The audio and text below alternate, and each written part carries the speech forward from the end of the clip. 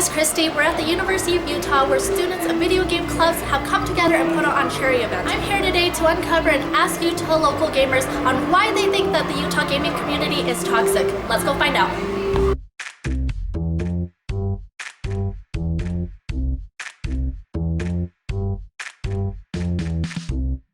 Hi, I'm Timothy Nguyen. Hi guys, my name is Jackie. Hi, I'm Carla Crace. I'm Skylar Casanova Mulder. Hi, I'm Isabel John. My name's Taylor Morris. I'm a student here. And my name is Ben Brzezowski. I'm also a student in the EE program here. All right, Tim, what kind of games makes you mad? All of them. Angry? I would say it being a competitive game in nature has a lot to do with how polarized people get when they play the game. Usually the competitive ones that involve teammates and then they're playing against another team. So online multiplayer games. It's not necessarily the games that make me angry, but the people that are in them. Why do you think the majority of, a good chunk of gaming communities is so toxic? I think it's because we just love to talk shit, and it's like really, it's part of the culture, but at the same time it's gotten worse recently. And I think it's because a lot more games are becoming more competitive and people are trying way too hard. So I think that has a lot to do with it, is people just like feel it's more important than they actually are, you know? So I think a lot of people, they get really into the game and they kind of want to will their way into winning. Yeah. And I think that's a lot of it. And I also think that, when you get that sucked in, for, however long you're playing, 20, 30, 40 minutes, that's a decent amount of your time that you're spending on this. And if you're treating it competitively, it's really frustrating if you have one person on your team who's not taking it seriously or just feeding, and so you kind of start raging a lot. Or maybe you rage a lot over something that you think is broken. So I think both of those happen a lot.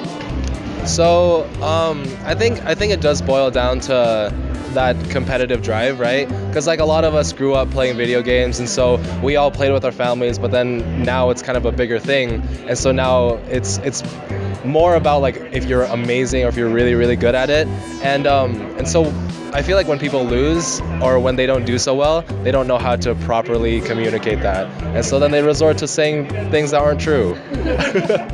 I'm not a terrible gamer.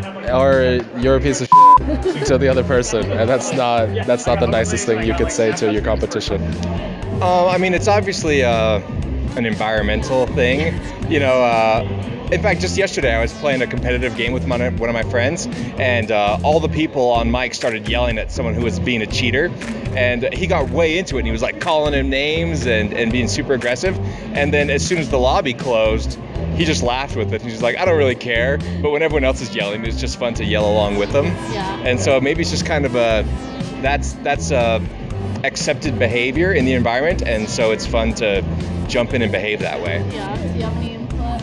I would agree with that. Largely, it seems to be the case, at least with my friends and stories I've heard of other people. If there's anger in the game, it usually is contained to the game, and a lot of times it just dissipates almost immediately after the game is concluded or anything like that. Well, I think it's a mixture of things. I think it's a lot of people that are socially awkward, they don't understand how to communicate correctly, and I think it's a lot of competitiveness and just a lot of kids that are younger who aren't mature enough to understand that's not the kind of stuff that you want to put out into the world. I think the reason being is because there's this whole, when you're on the internet, you're anonymous. There's really no repercussions other than maybe a slap on the wrist in the game. You get banned or you get warned or that kind of thing. So when people are frustrated with each other on the internet, they're going to start taking out on each other, whether it be teammates or the people you're playing against, because there's no really consequences for it. Do you think it's harder for them to be mad at themselves than to be mad at other people?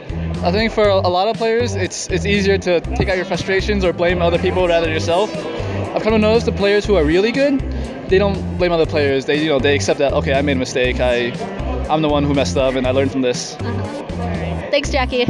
I decided to take it a step further and posted on various Facebook gaming pages to ask the community on their input. Here are some responses.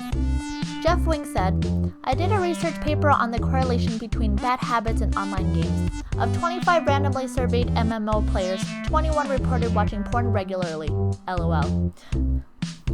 Sage Cardova said, "It's the internet. It doesn't exactly relate to just the gaming community. Being behind the internet, we have this immunity and this freedom to say what we want with no action taken against us." Vincent Goldberger said, "People think they're good when they're not, and they can't come to the conclusions that they're not as good as they seem, and they don't need to improve because they're already great."